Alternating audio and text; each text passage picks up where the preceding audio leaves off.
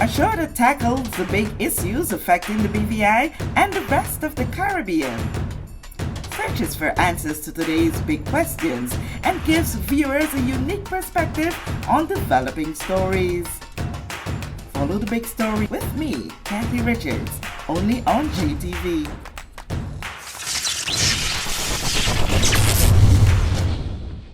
This show is brought to you by the National Bank of the Virgin Islands, Cyril B. Ramney Tertola Pier Park, NV Salon Spa Nail and Barbershop, the Wellness Center, Medical and Behavioral Health Clinics, Ticely Cross Deliciously Smooth Cider, HOV Medical, and Digicel. Sign up for Digicel Plus Home Light Bundles, faster internet, movies, and sports.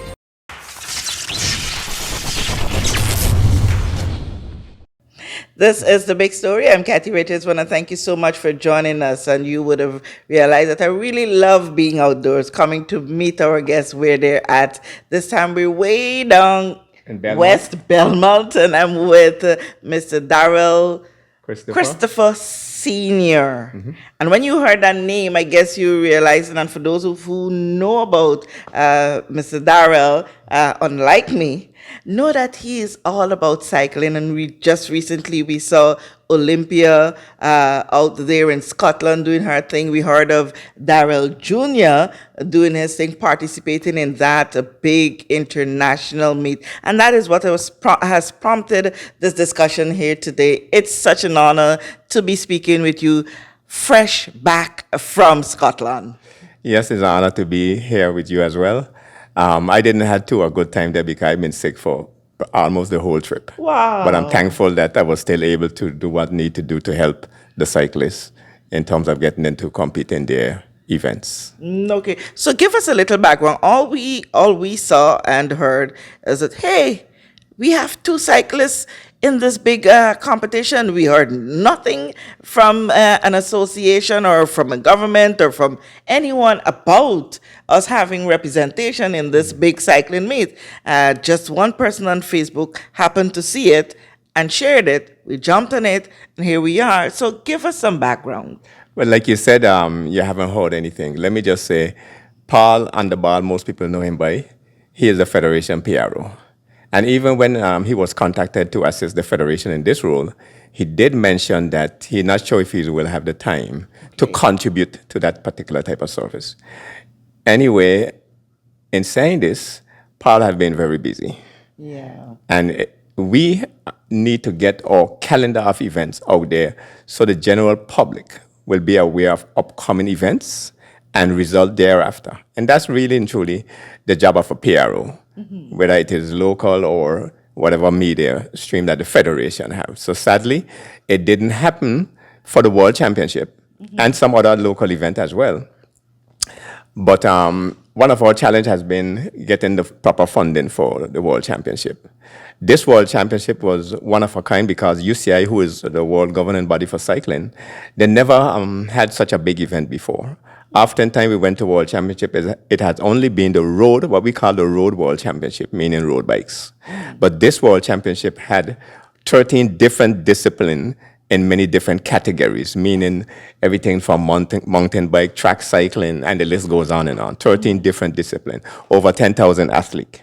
So with that said, I prepared a budget late last year, and I sent a copy of this to the Olympic Committee, which was around $20-something thousand, because we were expecting to have at least 6 cyclists going to this event. So that scaled down to only 3 cyclists, which would have been Van Alfonso, Olympia, Foy, and Darrell Christopher Jr. So we sent a letter into the government and the Olympic Committee. The Olympic Committee gave us $2,000 towards the event. I asked them to pay for our hotel accommodation, which was $6,000. They said they don't have any money. They only could afford $2,000. Anyway, previous World Championship, it was only Darrell Jr. attending, and they gave us $5,000. Now, we had 3 cyclists going, and they only could afford to give us $2,000 based on what was mentioned. So anyway, we sent a letter into the Sports Ministry, Education, Youth Affairs and Sports Ministry. And based on the time when we sent in the letter, they said it will be hard for us to get the funding in time based on our traveling date, which was about just over 3 weeks. Okay. So it had been a little back and forth between communication between myself and more so the premier because at the time the minister was overseas, the minister for the ministry he was overseas. So my communication really has been between the premier and Ms. Richardson, who is the minister secretary. And she outlined several times that it's going to be difficult to get this complete in time because of now how the process is after the COI. Everything has changed. So then I also contact some opposition members and give them our position in terms of the funding that we need, whether or not they can sacrifice the funding needed and then be reimbursed when we get the funds back from the government. So nothing have, we did not get the assistance that we were expecting. And strangely, Ms. Richardson contacted me, I think the Wednesday, which would have been the 3rd of August. So then she asked me a question, what equipment Darrell Jr. would need to compete in the championship. So I contacted Darrell because at that point he was already in Scotland, which was on the 2nd. He arrived there. We were expecting to arrive on the 2nd as well because everything is a process. You have registration, etc. So anyway, Darrell Jr. mentioned the bike, but then he made a statement and said, you remember I did send in a list of things that I needed earlier in the year and no one responded. I said, anyway, I'm going to just do what you said. So I sent you the information. And after that, don't mind what messages I sent or voice call. I haven't get any response from anyone. The only person constantly communicated with me was Honorable Ronnie Skelton. Down to the Friday, I wasn't even sure if we won't get to go, which would have been what? The 5th, I think. Friday was the 5th of August. And luckily, we were able to rally some people that helped us with some funds. So we were able to book a flight 12 o'clock Friday and travel to Miami on the 2-something flight to go to London and then Scotland. So we could not carry the 3 cyclists because we didn't have enough funds. So only Darrell Jr. and Olympia went and not Van. Van would have been competing in an event called Grand Fondo, meaning people who are of different age category will start one match that whether it is 1,000 people, 1,500 or whatever, but you're basically competing against your age category in that event. And too sad to know that, we couldn't carry one with all the preparation that we were making. But I'm thankful to the people who assisted us in getting there. And I do hope that the government will still come through because we have to give some of those persons back their funds. Okay, so you had to borrow monies to go. So this brings me to the point of trying to understand from you how active and visible is the Cycling Association here in the Virgin Islands? I have been the president now, and this year will be 15 years. And to be honest with you, during my 15 years, I think this executive body have been the less productive in terms of our body working together. So I think that we need to look at the weakness in the executive, and if members need to be removed, then we need to do so. But I see some weakness in that area in terms of us working as a unit and promoting the sport the way the sport should be promoted for the best growth and development of cycling. How active are you in terms of cycling activities? We have a calendar of events, which are tapered off basically at this time of the year because everything is geared towards the World Championship. So before the World Championship, we have an event called your National Championship. And this is to highlight whoever that person is as your national champion to the world, because this is being advertised all over the world on UCI site, etc. This year, Philippe Leroy is the person who won that title and have won it many times in the past. So our calendar of event, one more event left, which is called the Jason Valley Memorial Road Race. We, in the past, used to have several Caribbean cyclists coming in. Now we have several challenges in bringing in people, which is traveling. It's hard for people to travel to the bicycle cases because most airlines can't bring them after Liat basically downsize. And then the road condition in the BVI is terrible. Even the Jason Valley race, which we were supposed to hold before the World Championship, we had to postpone it because of the fellows complain about that thing across the road there, the 2 metal plate in the Parkwood Pond area. So we have several little challenges, and of course, the finance you need in order to do invitational events. So we have a calendar of events where I'm concerned that weren't promoted properly because of the inactivity of the less activity of the PRO person. So we need a PRO who's going to keep our information out there. One person was, I should say, performing the duty of a PRO earlier in the season, and because I question a particular area of activity that I see within the federation, that person stopped doing that work. So no information was being put on our Facebook page or Instagram or whatever. Okay, all right. So we hope that going forward, things can get better because we see and hear so much about track and field, other sports. We just see how Des Moines Hodge is doing. We highlight that a lot. We have our Chantal Malones, we have our Adeja Hodge, we have our Recoy Brathwaite, and the whole host of them. We hear a lot of them, and to know that we have cycling that is so prevalent in the Virgin Islands, and we seldom hear about them. We do see Right. some activities which for me I thought was just a group of guys, loving their bicycles and just would come out on a weekends or so and ride around. So I'm so happy to know that there's an association Sure. going to international events representing this territory. So let me give you a little backtrack in terms of where it all started. In 1993, a group of us decided to go on a little bike ride, and this included a gentleman from Antigua named Cliff Williams, to start forming a bicycle club so we could put a structure in place for cycling in the BVI. And then we decided that Mr. David Thomas will be the leader for the club. So Mr. David Thomas and his team get in contact with British Cycling at the time so that we can get an opportunity to compete in international events because you just had a little club. So, you need a federation to get you out there. And he was successful in doing so. When I became president, my goal now was to work on getting the federation affiliate to the World Governing Body for Cycling, which I said before is UCI, which stands for International Cycling Union. So that was done in 2018 in Innsbruck, Austria, where the federation received its affiliate to the World Governing Body. Now we can compete in any major events anywhere. For the World Championship, there's not a whole lot of federation here. Does qualify to get into World Championships. And for whatever reason it is, for the past number of years, we have been having challenges receiving funding. And most of the time, the only time I look for funding is towards the World Championship, to be honest. The local events, sometimes executive members might fund certain things like small prize money or refreshments, etc. But when it comes to the World Championship, to me, that is a big marquee event. Even in the case of Olympia and Van Alfonso, when I said to Miss Olympia, I'm going to prepare a letter for you to take into a supervisor so they can grant you time off, she said that's not going to work. Or I could prepare the letter and then you just sign it. I said, why? She said they already told her that she wouldn't get a time off, so they took vacation. Now you are going to such a big event to represent your country, and you have to take vacation in order to go to that. So these are a number of areas that we need to look into, maybe with the Premier or the Sports Ministry, to decide what level of event and what time frame person can get time off to represent the territory. Okay, awesome. So quickly now, tell us a little bit about Olympia and Daryl's performance at this Sure. world event. And like I mentioned, Daryl Jr. arrived on the 2nd. We were expecting two to arrive on the 2nd.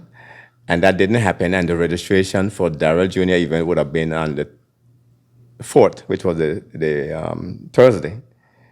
So when I realized that we weren't going to be able to be on the ground in Scotland by Thursday, and I was the person responsible for his registration, or the team registration, I should say, I had to write a letter to a particular person at UCI headquarters, explain the situation, and let them know that Daryl Jr. will come with the uniform to present the uniform for approval to compete in the event. And that was done, and that's how Daryl Jr. and that person was able to register us to compete in the event until we get there. So Daryl Jr. find himself in a position where he was basically doing the thing as a coach on the ground until we get there up to Saturday. Saturday morning is when we arrive in Scotland. So Daryl Jr. event, the first one was the road race that he competed in. Sometime when things start bad, everything just start going downhill, sadly. This is just sometimes the trend of life. So it was a bike that he borrowed to compete in the road race from a friend in Nice, France. And the race started on what they call cobblestone. I don't know if you're aware of those. Really bumpy. And he loads his 2 water bottle immediately. And then the bike gearing starts skipping. So then he had to change bike. Shimano, a company Shimano, they were the neutral vehicle for the UCI World Championship. And he had 4 bicycle change during the road race. And which is hard because you're talking about very strong guys and you're climbing hills.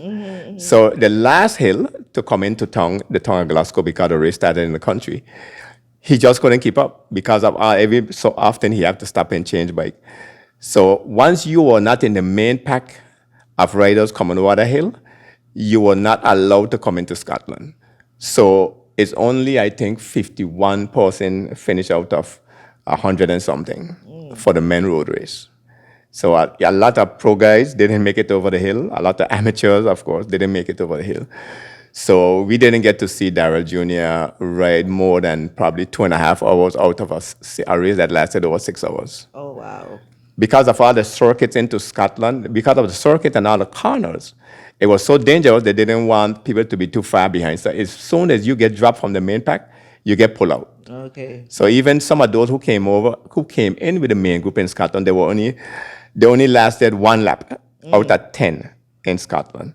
And they will pull them out of the race because once you're not catching up, rather than falling behind, you're being pulled. Okay. That's the way it is for the World Championships. And now I speak about Darrell in the time trial. Then I'll speak about the Olympia. In Darrell time trial, another set of chaos. And when he was training in Nice, France on the time trial bike, what they call the drop bars, the brake. So then he just changed them and put on some, not knowing that they weren't the one for UCI standard. So when he went now for what they call bike check, the UCI said to him, these are for triathlon and not for road cycling. So he went to a team, Ineos Grenadine team bus, and their mechanic put on some new ones for him. But these are not the ones now that he's used to. So during that race, he lost so much time because he was so uncomfortable. Okay. It's just sad to know that when things start bad, they just have a downtrend in that sense. And he told me this was his worst time trial ever at a road championship. When you look at his time and what he think he was capable to do in the event based on how well he had been training. So Miss Olympia, now her first race was the time trial. We know that she didn't have the fitness to compete on that particular course on a time trial bike. What is called, there's special bikes for different discipline, a time trial bike. So we know that the best for Howard to ride a road bike. And I said that because I saw certain comment why Olympia was on a road bike and not a time trial bike. The thing about the road bike, you will climb the hill a lot faster. You don't have the fitness to push the time trial bike. It doesn't make any sense because you're going to lose time on the hill. And she was happy riding it. And I'm thankful for her to at least make an effort to go and compete rather than saying, I don't think I'm ready for the competition. Now she will see what she needs to do to step up to the level of competition. For next year, yes. For the next time. And in terms of her road race, which started in the country again, and she immediately lose time early because these people go fast early, so you have to be prepared for that type of pace within the first 2 minutes, basically. So she lose time, but I'm thankful to know that the BVI Cycling Federation was able to get equipment assistance from Poland, Iceland team. A lady in the UK, I'm not going to call her name, but she helped us quite a bit too with this company called Rebel Bicycle. And we met one of their staff, and they borrowed us a bicycle. So she used a red bike in the time trial, and then she used a blue bike in the road race. So if we needed a time trial bike for her to compete on, we could have gotten that. And the reason I say it, we didn't work with any bicycle for Miss Olympia because the bicycle that she's using here is not up to the standard to compete on the international scene. But I knew that we would be able to get assistance from companies there for her to compete on. But we have people here within the federation who knew her challenge when it comes to equipment. So rather than person trying to say, okay, I'm going to do this, I'm going to do a little fundraiser to help or whatever, they are the same people who now will throw back at you and said, why Olympia were competing in the World Championship time trial on a road bike. But there were 8 or 10 road bikes that person used in the same event, but they wouldn't look at that, or they probably don't know that. And the reason some coaches allow their athlete to use the road bike, like I mentioned before, if you don't have the fitness level to push the time trial bike, you're going to lose more time on the hills using the time trial bike compared to the road bike. But Miss Olympia, despite of where she finished, despite of what time she lost or whatever, none of that did matters to many of the spectators there, even the fellow cyclists. Everybody congratulate her. Yes. The UCI head of departments, she meets many UCI staff that it all took pictures with her, and it was an uplifting moment for her, and not so much what she came in the event, like what some person here would be looking forward for us to finish on the podium all the time. Yes, we haven't had a podium finish in a long time, but does that mean we should not continue to try? So it looked to me like the trend now in the BVI is if you're not finishing high in your particular sport, then they're not interested in supporting you, or they're not interested in building you to the point where you can produce the result that they're expecting. I guess too, on the other side too, not seeing or hearing too much about the association, about your activities, that momentum might not have been there. But now, despite what challenges you may have gone through to get there, thanks to that person or persons who saw was looking at the championship, saw Olympia, and was able to push it out to the public. Sure. Hence us as well, seeing that, and now there is a brighter light shining on the association. And I could see you guys going much further, seeing and hearing a whole lot more about the association now going Sure, forward. I do believe that too, because we can't walk backward into the future. Never. But Good. before we even close this off, your light was out from cycling quite some years ago. Yes. Sadly, yes, I was out training. I was actually preparing for Caribbean Championship. That year would have been in Jamaica. And sadly, an accident happened on the highway up in the area of Treasure Isle, where that little cutoff where we used to go across to that little marina. I think it had named Footloose. A truck was turning across there, and I was coming in a western direction. And there was a collision there that caused many major injuries and have me still struggling with those recovery. But all in all, I gave thanks because I could still contribute to the sport in a different capacity. And I was able to take the sports to international competition where now we are linked directly with the world governing body of cycling and not have to go through any other federation for any update information. Everything now coming directly from cycling headquarters. Awesome. So, well, we want to wish your association, your federation, every success going forward. We know for sure that we're going to be seeing and hearing of greater things to come from this association. And we will here at JTV Jahphix, we want to extend our congratulations to Daryl for the effort, your resilience, to persevere despite the many challenges. You still push forward. And Olympia, power to the women. Thank you so much. Yes, Thank you indeed. so much for taking this time out and having us here in your home to share in this moment. Sure. Thank you for joining us for this edition of The Big Story. Kathy Richards. We know that where you choose to bank matters, and it is your vote on what your funds do in strengthening our community. As your official Bank of Paradise, we invest and support the lifeblood of our economy by helping in the realization of personal goals for homeownership, education, and entrepreneurial visions, which support small businesses. We make it our place to connect with persons and worthy causes, and we have been doing so for more than 30 years. Where your money goes and what your dollars empower are your choice. And we thank you for choosing us, a bank that gives where it matters the most, for you, for our community, and a happier tomorrow. The National Bank of the Virgin Islands. Everyone looks to the future, but no one truly knows what the future holds. The number of people under the age of 20 with type 2 diabetes could increase by 49% by 2050. Let it be known that we all have a 30% chance of developing hypertension. Globally, more than 300 million people of all ages suffer from depression. More than 60,000 young adults aged 20 to 39 are diagnosed with cancer each year. Obesity leads to problems such as stroke, heart disease, and kidney failure. No matter your race, age, or color, we are all at risk. These diseases can be managed or prevented if caught early. but with the right medicine and the right doctors to keep us on a path to live a robust and healthy life. We will live well.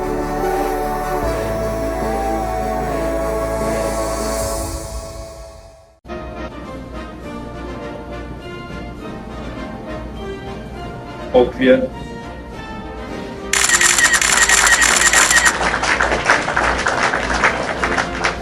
Hi, I'm Cowboy, and I'm running for president of Steak. Thank you. And I will meet your needs.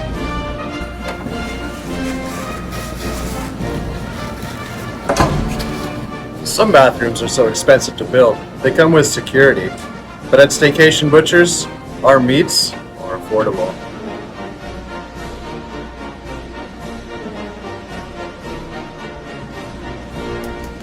People always ask me, Cowboy, where does your salmon come from? Well, our salmon comes from the water. A vote for Cowboy is a vote for quality, integrity, and consistency. So come into Staycation Butchers and cast your vote for me, your next president of steak.